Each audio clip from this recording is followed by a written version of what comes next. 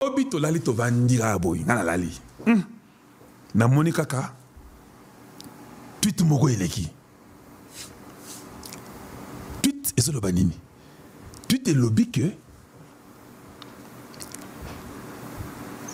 un seigneur conseiller de Donald Trump avec un nombre d'autres pasteurs chrétiens qui sont forts aux États-Unis dans le monde sont à Kigali. Il y a solo.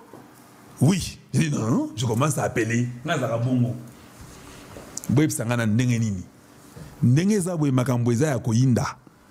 Et je vous le dis, c'est Kalonji TV. Nous réfléchissons ensemble. Si Washington a demandé que tout soit réglé avant le 13 novembre, il y a une possibilité que le président Tshisekedi et Kagame soient aux États-Unis d'ici avant le 25. Gardez mes mots. Je ne peux pas vous répliquer ce que j'ai entendu. Je suis sûr. Je ne vais pas seulement dire la date qu'on m'a donnée. Mais j'ai comme l'impression qu'avant le 25, ça peut être le 20. Mais je ne veux pas dire les jours. Je crois qu'avant le 25, Tshisekedi et Kagame seront à Washington. J'essaie de contacter les gens, gauche-droite, gauche-droite. Le 13, je doute fort. Le 13, c'est la date qui a été mise pour que Biloko Wane Abadoa et Silla. On est là le 13. Est-ce qu'ils viendront le 13? Je ne sais pas. Parce que Tshisekedi est encore au Brésil. Il peut quitter le Brésil déjà aujourd'hui, c'est déjà Kinshasa aujourd'hui ou demain. Donc, il sera à Kinshasa certainement le 8. Il y a la conférence de Sirgel qui arrive la semaine prochaine à Kinshasa. Je me pose la question. Toujours réfléchir quand même, hein? Congo, toujours réfléchir. Parce qu'ici, c'est la réflexion, et puis l'analyse, et puis l'évaluation. Les présidents, tous ces présidents de l'Afrique centrale, des grands lacs qui vont venir au Congo, semaine prochaine, le président va quitter, aller à Washington pour le 13. Vous comprenez? Donc, voilà pourquoi je doute pour le 13. Mais quand c'est très crucial, il peut toujours quitter et être là le 13. C'est pourquoi moi, j'exclus la date du 13. Avec ce que j'ai comme information, Donald Trump sera en Colombie d'ici quelques jours. Il y a aussi une conférence là-bas. Voilà pourquoi je vous ai dit avant le 25, au plus tard le 25. Ça peut être le 20. Ils sont ici pour signer. Vous avez compris? Donc, si Tshisekedi dit ça, que j'ai dit qu'il y aura une bonne chose, Tshisekedi était à Doha. Il n'y a même pas 3 jours, il était là. Donc, ils ont causé avec le roi de Qatar, ou bien le roi des Qataris, l'émir de Qatar. Ils ont causé. Donc, cela veut dire, quelle que soit l'évolution des papiers des M23 et le groupe de Congolais qui sont là-bas en train d'écrire, je peux ne pas savoir ce qu'ils écrivent. Mais je sais que ceux qui décident, ce n'est pas ceux-là qui font les réunions de M23 et les groupes du Congo. Ceux qui décident, c'est Washington, le prince de Qatar et le roi des Qataris et le président Tshisekedi. Cette équipe qui arrive chez Donald et chez Kagame n'est pas venue en vain. Ça, je peux vous le dire. Bako Sabino, c'est impossible que Balali Sabino pour vous dire que non, ça ne vaut rien dire. C'est faux, ça vaut dire beaucoup d'ailleurs. Comment Paola White, senior advisor de Donald Trump, peut quitter la Maison Blanche avec d'autres pasteurs? Ils vont à Kigali. Vous pensez qu'ils sont partis manger des beefsteaks? Ils sont partis regarder les tombes des génocides? Non, certainement qu'ils vont passer par là. Mais ce n'est pas la raison pour laquelle ils sont partis là-bas. Il y a chest, il y a niveau, il y a l'écolo. Il y a un message, sans vous mentir, il y a un message qui est donné. Donald Trump est passé, c'est où ça? Est-ce que j'ai le truc là des tweets de Donald Trump? Je ne sais pas si je peux voir ça. Qui peut me donner ça? Quel tweet je peux trouver ça facilement?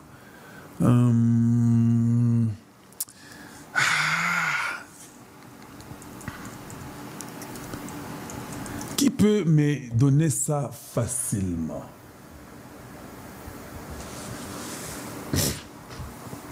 Il y a un tweet, j'ai vu ça quelque part, mais je ne me rappelle pas. Je voulais que tout le monde puisse voir ça. C'est très important. Il y a des choses que j'observe, que je vois, mais des fois ça prend du temps, je ne viens pas vous le dire, ou bien je pense que tout le monde connaît. Est-ce que c'est celui-ci? C'est un tweet. Comment je peux trouver ça? Comment je peux trouver ça?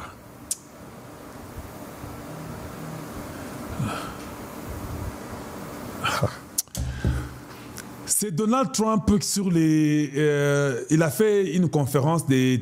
Comment on appelle ça? Il a fait une interview sur 60 minutes. Est-ce que je peux trouver ça? Permettez-moi, laissez un peu que je pense que ça va beaucoup vous aider. Permettez-moi que je puisse trouver ça. J'ai vu ça quelque part. 60 minutes.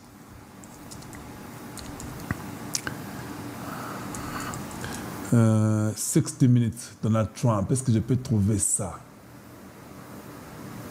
Voilà, ça fait 4 jours. Mais est-ce que ça me donnera la vidéo en question? Cette vidéo, Donald Trump est en train de montrer les pays qu'il a mis la paix. Attendez, est-ce que je peux trouver ça? Voilà, je crois que... Mais je ne pense pas que c'est là.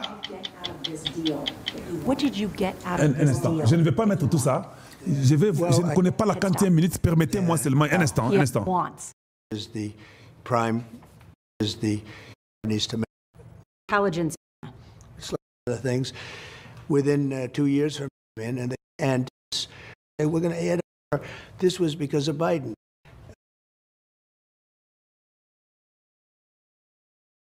Voilà, Maël et Kalonji, l'équipe Mini Kalonji.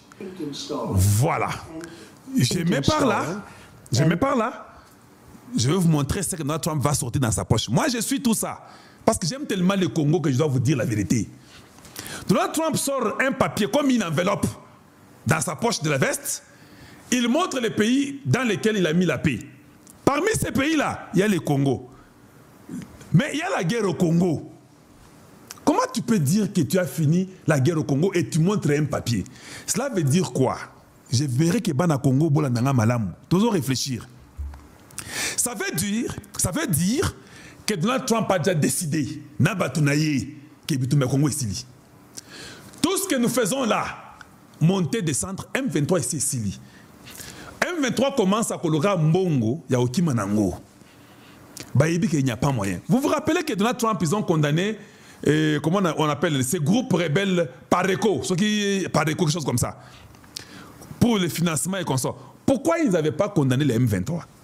C'est la question que vous devez répondre. Parce que c'était Pareco qui prenait les minéraux, qui vendait et qui amenait les armes au M23. Bah, Betty Pareco.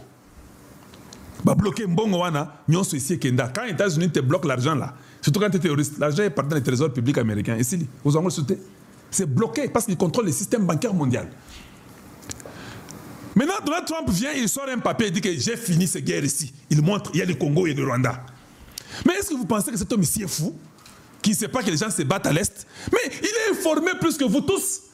Ils ont la CIA, ils ont la FBI, ils ont les NSA, ils ont beaucoup de services, ils ont les services secrets. Il est au courant que les gens se battent sur le terrain. Même les Blackwater lui donnent les rapports. Les propriétaires des Blackwater, c'est l'ami de Donald Trump. Comment vous ne comprenez pas que la guerre est terminée? Vous verrez toute la défection.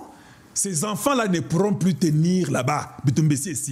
Donc, là, à Doha, ce qui s'est fait là, avec le M23 est perdant. Si vous voyez qu'ils font une petite pression, ils espèrent même prendre Ouvira, par erreur. Que si nous prenons, ça peut peut-être aider que nous puissions avoir le leverage, je ne sais pas en français quoi, que nous puissions avoir un peu un mot à dire, parce que dans tout ce qu'on vous a dit, il y aura le gouvernement de 1 plus je ne sais pas quoi, c'est faux. Je crois que je n'en parle même pas. C'est inutile.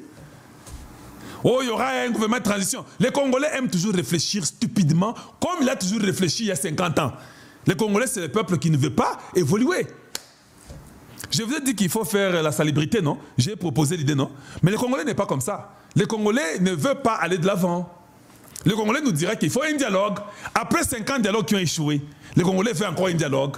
Et il y a les gens qui tombent dans ça. Non, quand un truc échoue, tu ne fais pas. Ça a échoué. Pourquoi tu fais?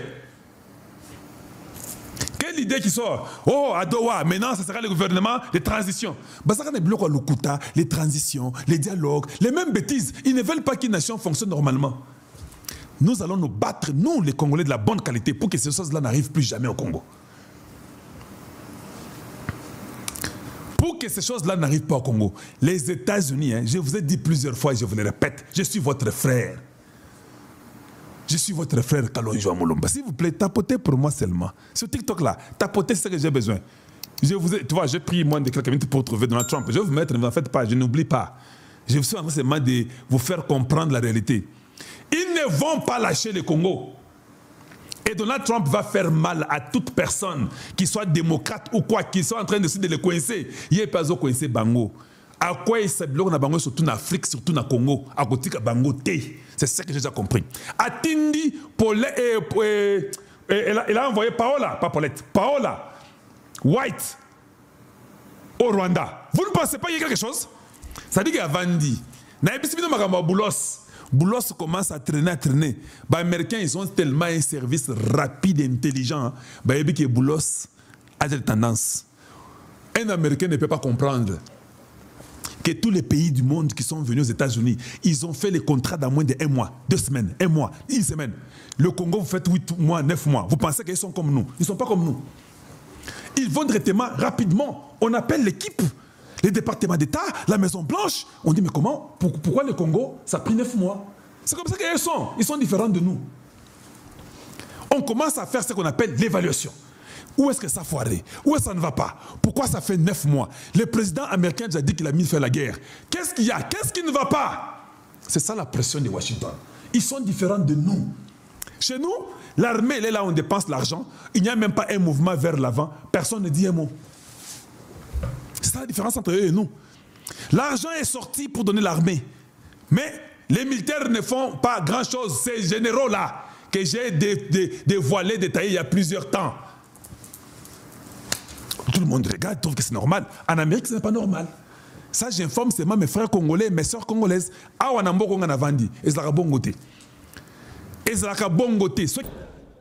Jean-Luc Abiyarimana, le fils de Juvenal Abiyarimana, répond à Paul Kagame. Agitation au niveau de M23 AFC par rapport à l'ouverture de l'aéroport de Goma. Et tous réclament le cessez-le-feu. Sortie médiatique. Yamokonza Mboka Félix Antoine Tshisekedi Tshilombo au niveau de l'Égypte. Après Belgique, le président de la République. Après France, le président de la République Azalaki en Égypte. Et en ce moment, il est au Qatar. Précisément à Doha. Pourquoi faire? Et nous allons aborder tous ces sujets. Nakatia, émission. Mbote ba papa, mbote ba maman, mbote na bino nyonso tout bana ya mboka ya Congo, ya partout. Oyo boye kolanda émission na biso oyo. Bozalaka na souci na motema pona koyeba la situation ya santé ya mama na bino oyo abengami na kombo ya République démocratique du Congo. Alali ndenge nini, alamuki ndenge nini. Boni bandeko ya Est ya RDC bazo vivre ndenge nini. Nini avancé. Ba ligne bouger to bouger te. Est-ce que ennemi azali ko subir? Est-ce que banguna oyo bayaki kokotela biso na ndako? Position na bango ezali ndenge nini? Voilà pourquoi awa Tomi pesa pasi bandeko ba congolais pour que toyela rabino ba analyse ba information ya makambo oyo ezali kolekana sikoyo na niveau ya Est ya République démocratique du Congo. Bandeko, bonne nouvelle ezali awa to partager na bino et awa na koloba na tongo ya lelo les Wazalendo oyo ba yebi dossier à cesser les fêtés. Ah to ko beta masolo vient de surprendre. Yebi ke bande ko ba Wazalendo bazali ko sala la guerre lokola oyo salama na Vietnam bande ko les États-Unis d'Amérique ba tindaka 50 000 hommes bien formés avec des équipements techniques. Et ça la guerre électronique. Kaka ndenge bomo na Rwanda ko sa la biso. Mais tellement que ba ndeko ba Vietnamais to benga ko ka ba benga guerre ya guérilla. Et ça ndenge moko na bana mboka ba Wazalendo. Bandeko na système à mabulu, na système à mbiscade, na système ya nini. Je vous dis que Paul Kagame est en train de subir. Voilà pourquoi Kobanga, Toko Solo là, Nakacha émission. Mais avant que les musika boye bindenge to sala kabande ko ba congolais, soutenir musala nangai par vos commentaires et par vos j'aime. Voilà na ko senga na bino. Awa nazali ko senga déjà na ba commentaire parce que to ko beta maso troisième voix. Oh Emmanuel Macron kenek azoluka. Emmanuel Macron est en train de chercher une voie pour protéger Paul Kagame, pour protéger Tshisekedi. Vous savez que il y a un système, la France, où il y a un système en Béli à Minumi Balé. Tu as sur la émission, na conférence Emmanuel Macron qui le 30 bande de Congolais. Qu'est-ce que Emmanuel Macron poursuivait? Mais c'était troisième fois d'Azaki Koluka. Alors déjà dans ma commentaire, êtes-vous d'accord? La troisième voix, Oyo Emmanuel Macron Azali Koluka. À vous les commentaires, bandeko. Peta du solo, comment commenter? Yebisa biso sola na biso wapi par rapport à dossier du jour autre zali ko beta masolo bandeko. Na kobosa na pété. Na ko beta masolo ya makambo ele kana Tanzanie en ce moment parce que zali très très important bandeko. Makambo ko le kana Tanzanie. Toyebisaki na bino ke makambo le kana Tanzanie mbongo etambola ki. Awa to komi ko zosko ba secret nyonso. Ndenge mbongo bimaki bandeko et pas il y a le chef d'état-major général. Tout le ko le kana kuna. Tout bien en Tanzanie. 1 million de dollars. Ainsi que ndakuna niveau des États-Unis d'Amérique. Oba tchaki na disposition à chef d'état-major général bandeko ya Tanzanie. Alors, l'objectif en bon ezakini. Selon d'autres sources, bataki mbongo pour que le chef d'état-major a maté la population.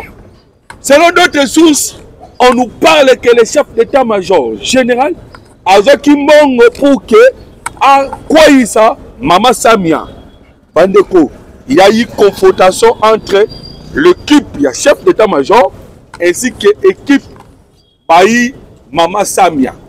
Vous voyez que a déjà proclamé avec 98%. Mais Toko Solo la awa.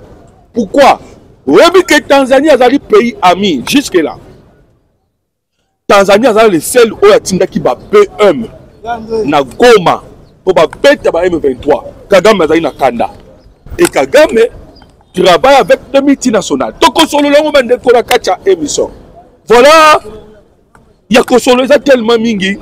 Nazali Kosenga simplement aimer émission na ngai.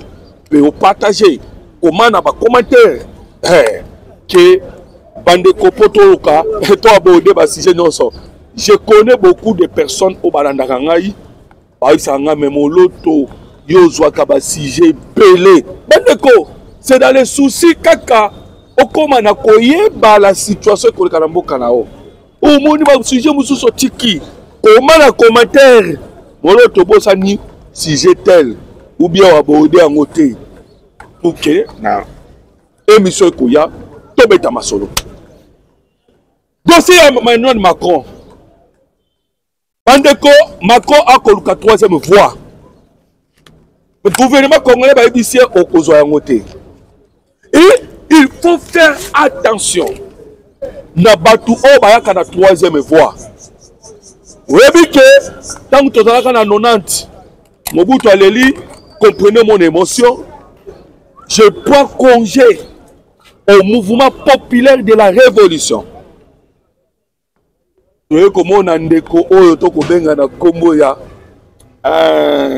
comme le sonani monseigneur cardinal auti kokufa kombo koya Mosengo yene muto aki na troisième voie et ce côté dit lelo oyo makamno se bimaka na conférence nationale souverain et kwaya na mai à cause de la troisième voie. Emmanuel Macron a beaucoup travaillé pour que ait la troisième voie. Et à Yénandela, il y a conférence humanitaire. De sorte que, tant qu'on a moyen, il y a Kokota. Pourquoi? Parce qu'il demande l'ouverture. Il y a l'aéroport de Goma. L'aéroport de Goma occupé par les M23. Et il ne fait pas pression au M23 ou au Rwanda. Au contraire, c'est Macron ou Azali protecteur. Bandeko, je vous dis, parce que la réponse, il y a Jean-Luc Abiyarimana ou Azali, le fils, il y a Juvenal Abiyarimana. Le solo. Mais Bandeko, Emmanuel Macron, a toute la possibilité. Il y a aussi sa guerre aux AS. Macron, je dis bien Macron. Paul Kagame est rejeté et pas bailli Angleterre, anglo-saxon Mobimba. C'est clair. Déjà, dans la bénédiction, votre face, il y a anglo-saxon. Canada a sanctionné Paul Kagame. Allemagne a sanctionné parce que les anglo-saxons sont en Allemagne. Selon l'histoire. Selon l'histoire. Allemagne a sanctionné Paul Kagame. États-Unis d'Amérique attrape par sanctionner Kagame. Vous comprenez que, à Otokobeta Masolo, sanction Paul Kagame a sanctionné partout dans Rwanda. Ezali kaka na France ndem kasimbi Kagame. Ceux qui en France attirent Kagame, Kagame maman kazo tombé. Et Emmanuel Macron a Lukavuana. Je vous dis, conférence, oh les Kanaki, à niveau il y a Paris. Emmanuel a fourni des efforts que on a nous tolobate na koyebisongo a na katia émission parce que yokaba M23 nde ba ko beta masolo bandeko. Si vous me permettez na kotangela yo ba déclaration ba M23 éligible pour la bango ba lobika ke oh non ndenge to ko kene liboso awa gouvernement congolais ba ko solola na M23. Bazali ko jubilé. Babi to solo là, to trouver accord. Maintenant ngai ne konabino oyo azalaka na souci à est RDC pour que dans la Congo bandeko 0R 1R2. Je me suis posé une question. Quel est cet accord oyo bango balingi ba oyo ko za signé l'accord oyo ko za signé oyo ko se pesa ba M23. Mais vous allez que se pelissa bisoté. Qu'est-ce que Emmanuel Macron est en train de chercher? Yokana Tangela Maloba Mokozamboka, Félix Antoine Tshisekedi Tshilombo, na Égypte.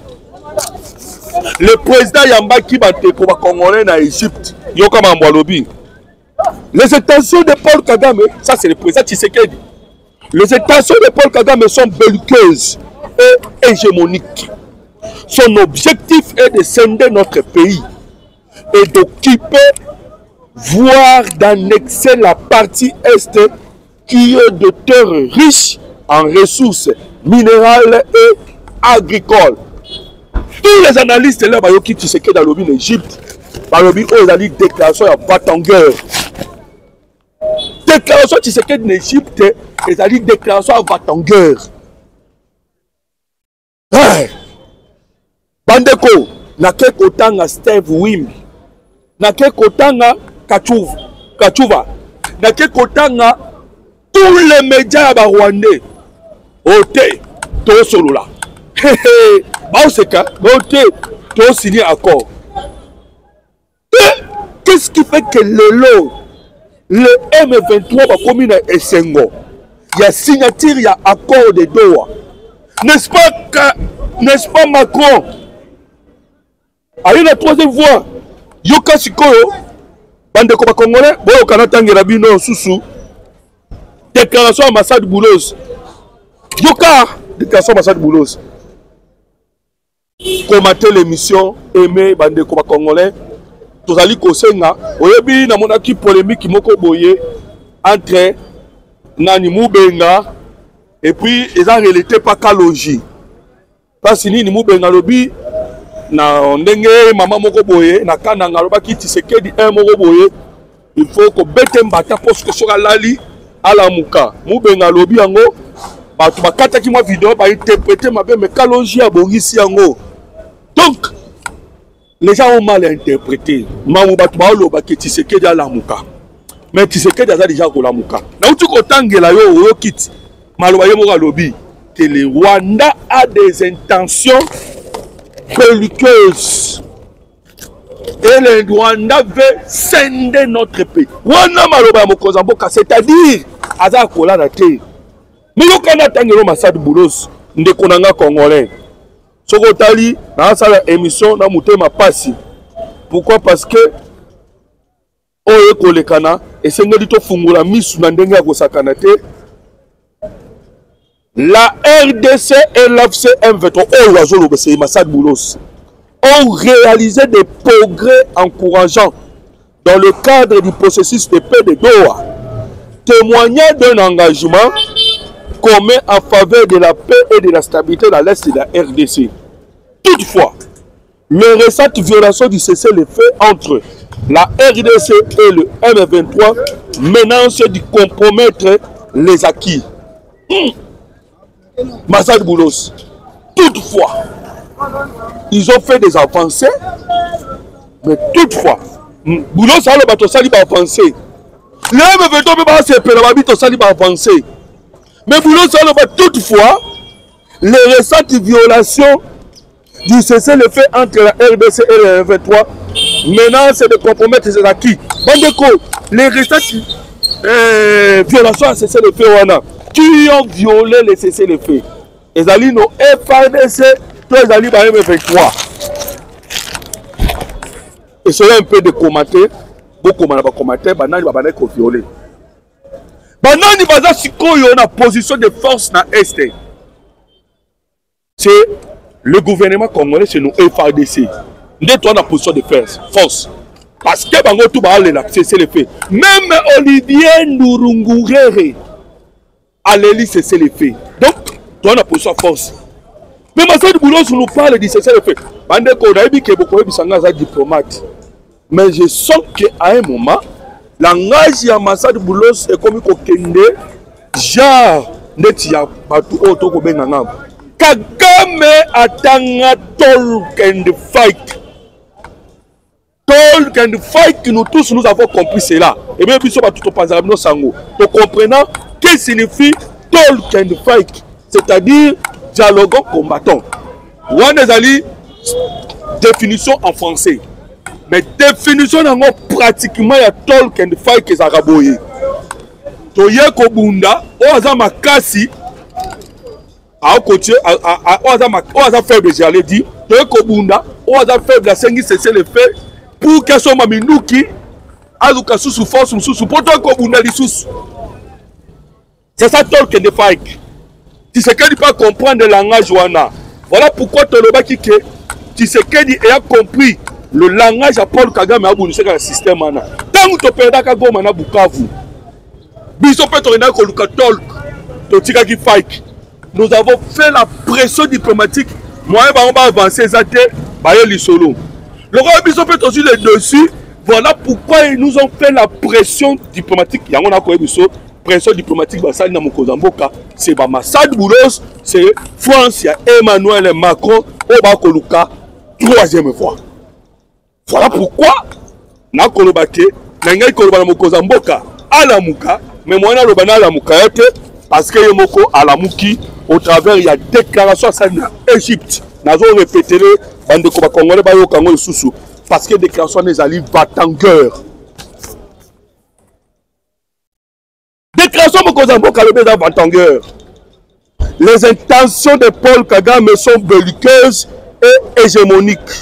Son objectif, est de scinder notre pays et d'occuper, voire d'annexer la partie qui est la partie est qui a de terres riches en ressources minérales et agricoles. Bande de Koba Congolais. Au moins, troisième fois, il y a Emmanuel Macron. Il y a un remercier notre ministre de la Justice. À répondre dans le niveau de Jeune Afrique. Alors, troisième voie et que Simbate. Faites pression dans Mokozamboka. Mais lui-même, il sait ce qu'il est en train de faire. Ah.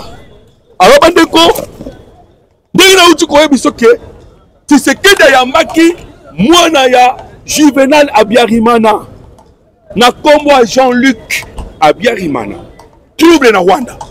Panique na Rwanda. Vous savez le pourquoi? J'étais Kagame Mataki en j'étais Kokita. Donald Trump a une position moussous. Donald Trump a Kotsaki réunion, parmi les réunions Kotsaki, Bandeko nous tout ça à la recherche. Toi on a vu son maillot les belé ndenge bokali, ndenge peut-être que bino ba ebo ko na biso l'équipe so maillot. Mais nous le problème chez nous, to sacrifier na ba boutem so ça la recherche. Trump a Kotsaki réunion. Alors il y a eu groupe à Batou. Il y a une cinquantaine.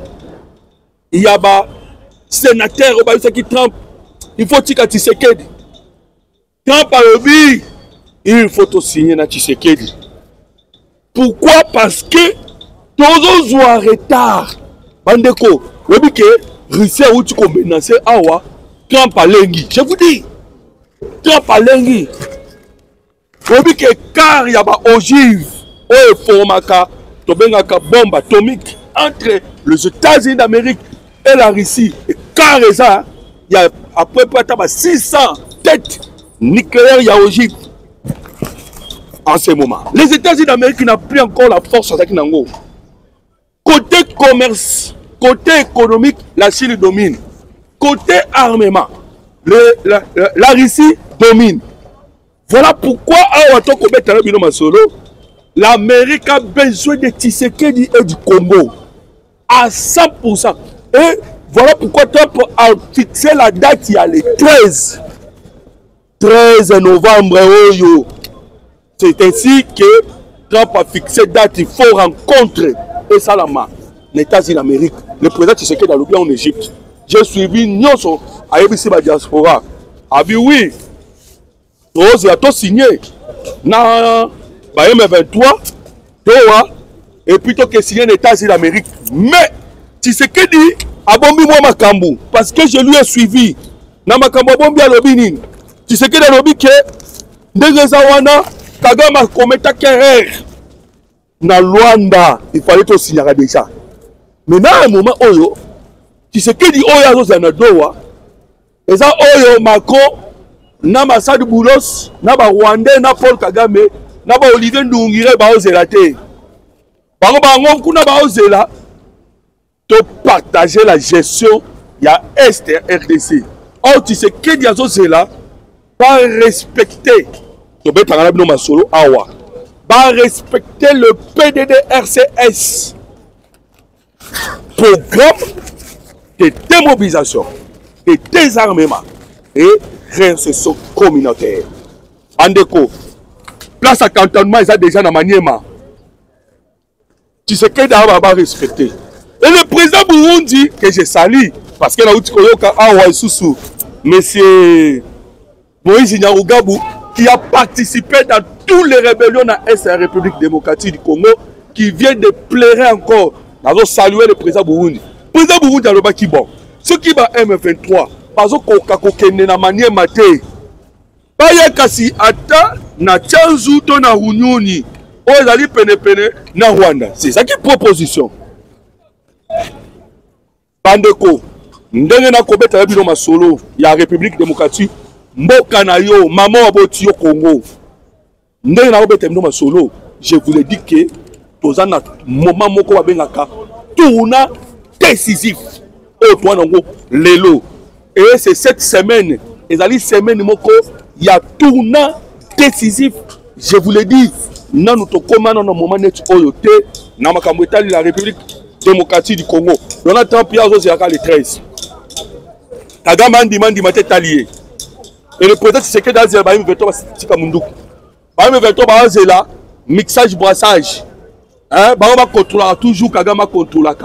On m'a dit, pour ce moment, France a eu la troisième voie. À où tu as terminé le solo. Troisième voie, pour équilibrer.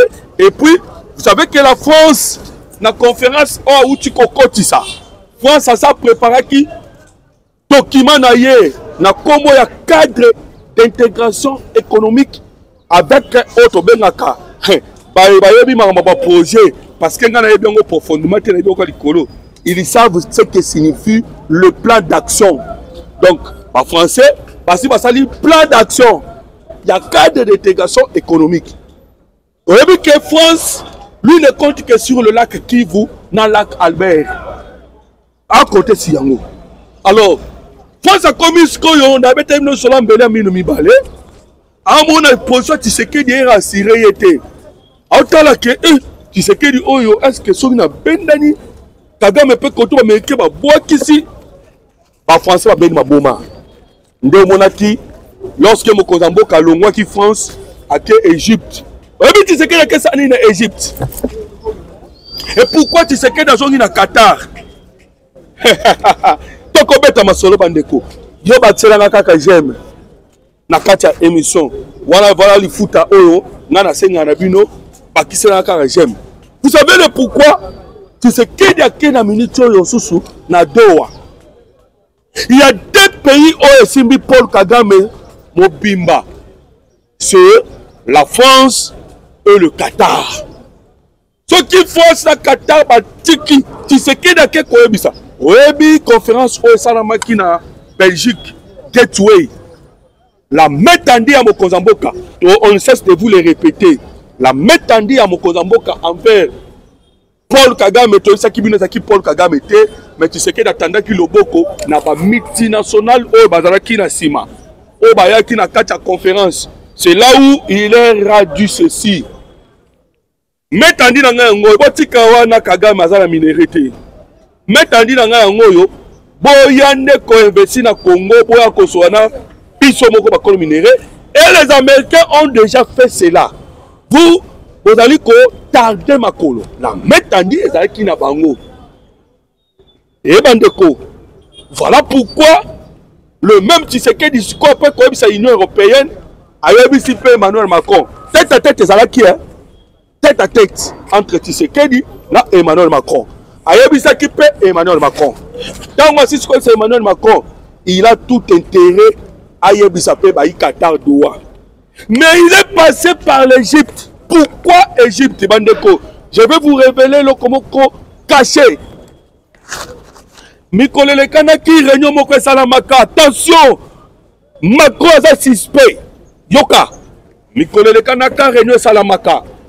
Na réunion de salamaka, ils ont le chef d'état-major, il y a Mozambique. Chef d'état-major, il y a Égypte. Na représentant, il y a France. Tripartite, basalaka réunion. Réunion, on est écrit sur quoi? Et Nabosani Moutoumoko. Et ça qui prend Total Énergie. Pas trop Total Énergie. Réunion, on est écrit dans objectif ning. Réunion, on est écrit dans objectif. Il y a bataille n'engeni bakoki ko sécuriser le pétrole au niveau de Mozambique. Et vous vous souvenez que le pétrole au Mozambique, ce sont des Rwandais. Maintenant, vous comprenez que face à Luka Botola, la sécurité pétrole de Mozambique, na maboko ya Rwanda pour qu'il appelle ça Égypte. Pour appeler ça Égypte. Et Égypte, c'est la puissance en Afrique. Et première relation entre les États-Unis américains et l'Égypte. Pendant que tournoi décisif, je vous dis, ce n'est pas Awa, la survie à Paul Kagame comme il se connaît dans Tshisekedi. Et Tshisekedi a connu comment on a Jean-Luc Nazongi. Pourquoi Tshisekedi a connu comment on a Jean-Luc Abiyarimana? Moi, Juvenal Abiyarimana. Moi, Juvenal Abiyarimana, Aouti Koloba. Beaucoup permettre de n'attendre la bino. Oyo ka réaction moi na Juvenal Abiyarimana. C'est un politicien. Un politicien, il faut qu'on regarde bien. Panique à Kigali. Pourquoi les régimes rwandais ont azor le bossa moi na Abiyarimana na otangai. Panique à Kigali. Pourquoi les régimes rwandais, visiblement en perte de souffle, s'attaquent-ils à ma famille 31 ans après avoir assassiné le président Abiyarimana, mon père? Alors, Biboé, une campagne de diversion grossière.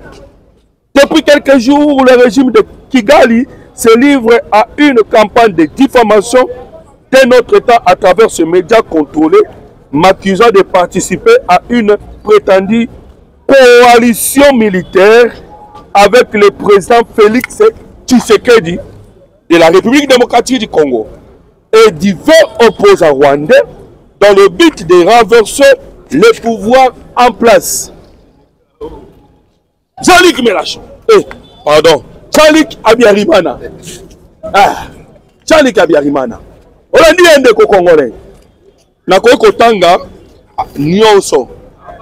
Rencontre un de ces troubles.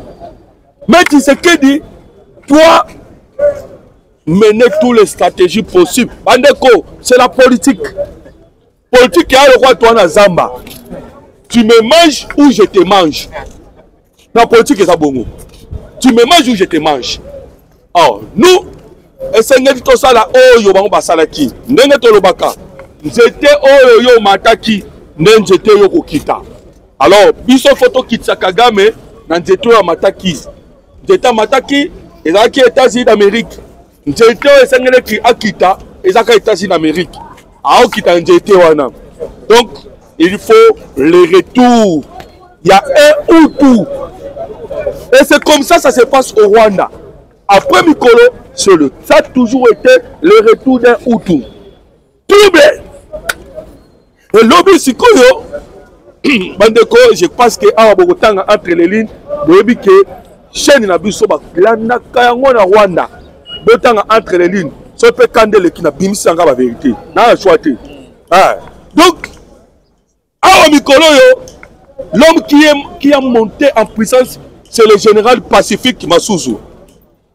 Zoka, le général Pacifique Massouzou azalaka mwana chéri ya Paul Kagame. Un touti o azali wapi Congolais. Mais bobo sanate Kagame pas azalaki touti Ougandais. Mayoko koma nani président na Rwanda. Donc si possible Robi le général Pacifique Massouzou pas kokoma mokozi na Rwanda. Pourquoi pas? Et de Rwanda ko Kagame kabikabira awa ayo koma président awa. A gérer biso 18 ans. Donc, biso peut faut toujours un Congolais, à tu peux gérer Rwanda à 18 ans. Il faut toujours ça. Congolais peut faire que gérer Rwanda à 18 ans. Alors, comprenez que déjà trouble dans le Rwanda. Kagame a là. Mais Emmanuel Macron aébissé troisième fois. C'est là où j'ai commencé mon émission. Je sais que France a Luka troisième voie. Et le président Tshisekedi, Fatangueur, na tangela yo déclaration mokoza mboka na Égypte à lobi bongo et c'est vrai parce que tout tio so komona kuna ils ont tué des chefs coutumiers. Bandeko, il y a un monsieur, je vous invite bino tout pour s'abonner na Kivu na biso parce que na kene koyoka ba révélation à ça la mission na RTNC. Il faut ça propagande parce que ngai ata otali ngai te mais otala quand même makambo oyo ezali ko va pour la bien pour la mboka. Il a très bien expliqué que Mabele c'est le chef coutumier. Yenda za garant, yenda yebi Mabele za boye et suki awa tant le ba Congo na biso mais Congo ngopo olo ba vraiment za ya biso il faut chef coutumier de mukolo Mabele. Siko Kagame abomi ba chef coutumier nyonso. Ya Masisi, ya Barutu, azo boma. Azo tchache comme chef coutumier Moussous. Or, pour que vous allez représenter na Mabele, il faut le chef coutumier. Donc, le président Tshisekedi a raison. Maloba Mokonzambo Kalobi sur Paul Kagame que Azali Kolukaneni a scindé, a résisté. Et d'ailleurs la preuve que Kagame a condamné les 13 idées. Donc, les 13, même Bango Moko Rwandais, Bazali Kaka, je vous ai très bien expliqué que les Rwandais, lorsqu'ils demandent le cessez-le-feu, c'est pour aller acheter les armes, c'est pour aller parce que Tshisekedi ou notre armée, nous avons neutralisé les 3 cibles. Les officiers rwandais, le logistique, son habit logistique comprend déjà. Naba mituka, naba bombe, naba nyoso. Le logistique, pas dépôt d'armes, nyoso la carte logistique. Et en fait, tokomi kobeta, pas site minier. Tokomi kobeta yango. Alors, au MONUSCO yo, place makambo ekomi. Makambo est avancé na dégâts au Sakanate. Alors, bandeko, face à ce système en Bela Milmibale, parce que quoi agiter Tanzanie. Tanzanie agité. Nabal a fait solo, Mamboé le Kanakuna na Tanzanie, pour Oyebake, ils allaient lier Nabiso. Tanzanie, ils allaient pays où ils allaient la frontière à Moulaï. Et puis Tanzanie, ils allaient le pays du Grand Lac. Parmi les pays à Grand Lac, Tanzanie Azali. Parce que lac Tanganyika Azali. Et comprenez que ma candidature dans le pays du Grand Lac. Azali est un pays où on est un pays très riche. Alors Tanzanie a contacté un trouble quand on a contacté sur Makambu Yabatouti. Mais Bango Bazaki tellement fort à tel point que Bachasaki tous les tout tirés au Bazaki Kuna. Mon émission en 1959. Batuti bakimaki awa tellement mutema malamu eleka biso totiki bango alebaye kolobo bakomi banyamulenge. Ok mulenge eza ngomba. Ndenge omoni bakomi kosana Brazzaville bakomi kobenga ba nyakiteke. Soki ni teke quelque chose comme ça parce que mboka no komona oteke. Bakena kosana na Tanzanie. Mais Tanzanie tellement taki fort abenga na bango. Alors Tanzanie a komaki strict sur la sécurité en mboka na ye. Mais t'as la agitation. Maintenant, le général, on a donné le chef d'état-major général. Mandeko, il lui parle de 1 million, il parle de 1 million de dollars et d'une maison aux États-Unis d'Amérique. Disant que 1 million, on appelle ça qui est gouvernement en place, il y a Samia, il y a Maman Samia, on appelle ça qui est 1 million. Maintenant, on se pose la question. Ce que le gouvernement est en place, il y a Maman Samia. Papa, si 1 million aux États-Unis, pour qu'il tire sur le manifestant, parce que on est à Maloba, le général Ouana, comme on a eu, mais c'est un Bunda. Voilà. À l'objet, papa, ça qui est bon. Maintenant, on se pose la question. Papa, ça qui est bon, pour qu'il ne tire pas dans la population a marché. Ce sont les informations obligatoires. Parce qu'il y a eu encore le soutien secret. Il y a le gouvernement congolais. Soutien au gouvernement congolais. On nous parle de la paix aux Zongi. Il y a eu soutien au gouvernement congolais. Maintenant, on se pose des questions. Bande comme congolais. Tomi tout n'a pas de questions. Les 1 million d'andakunanini pour laisser la population manifester. Et cette population là qui a manifesté, l'objectif est qu'il Maman Samia Alongwa. Alors, avec les détails. Mais ce que nous savons, quand on est contacté en Tanzanie, mais nous avons mais au moins, nous allons déplorer la mort. Mais Tanzanie, la Kimia, ils ont avantage de la République démocratique du Congo. Pourquoi? Parce que lorsque Babandé concerne la rébellion à Moba, pas 3 des Tanzanie. Lorsque Kuba, Basali AFC M23, Eric Kuba, Tanzania Kangaki Eric Kuba, dans l'aéroport, il y a Tanzanie Batinde Biso. Donc, lorsque tu as dit il y a la force, il y a Sadek, Maman Sam, il y a Tindaki Basoda dans l'Est et Congo, avec un véhicule BM. BM, c'est une arme de dernière génération. Et au Yébi, Kagame est là qui n'est pas là. Pourquoi? Parce que Solan a Koufa Kebele Namaboko ya Sami Diarsi. Et ce sont ces gens-là qui soutiennent la République démocratique du Congo et la Tanzanie. Mais du moins, Bato Bakoufi, Balekebele, Toko ne se perd jamais. Mais la stabilité de la Tanzanie va vraiment pour que la RDC Azalana et Sengonango. Alors, Bandeko, pour continuer Kolanda Biso, na ba émission Koya, pour qu'on a plus de détails sur Makambo la sécurité de la République démocratique du Congo, Mbokanabino, Mbokanabiso. Aimez notre émission, partagez, permettre Bandeko Congolais peu partout, Baye Bamakambo Zali Kolekana, na République démocratique du Congo, Mboka Batata, Mboka Bamama. Numéro de téléphone, Ezali le plus 243 89 40 330 80 plus 243 89 40 330 80. Merci beaucoup. Que Dieu vous bénisse.